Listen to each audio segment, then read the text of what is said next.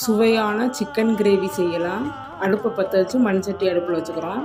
நல்லெண்ணெய் சேர்த்துக்கலாம். எண்ணெய் காஞ்சதும் சோம்பு, பட்டை, கிராம்பு, பிரியாணி இலை போட்டுக்கலாம்.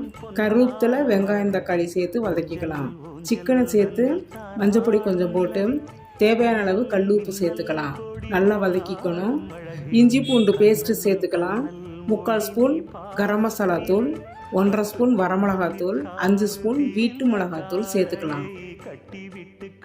நல்லா கிண்டிட்டு ஒரு சொம்பு தண்ணி ஊற்றி வேக விடலாம். எப்போதுமே சிக்கன் 20 நிமிஷம் தான் வேகணும். அதுக்கு மேலே வெந்ததுன்னா டைட் ஆயிரும், வெல்ல முடியாது. குழம்பு கொதித்து வந்தோன்னே சீரகமும் பெப்பர் தூளும் 3/4 ஸ்பூன் சேர்த்துக்கலாம். இடித்து வச்ச பூண்டு சேர்த்துக்கலாம். இந்த இடித்து வச்ச பூண்டு சேர்த்தா குழம்பு நல்லா மணமாக இருக்கும். சேர்த்து கிண்டிட்டு மூடி வச்சுக்கலாம். கிரேவி ஆன பிறகு அடுப்பை ஆஃப் பண்ணிவிட்டு சாப்பிட்டு பாருங்கள். சுவையான சிக்கன் கிரேவி ரெடி.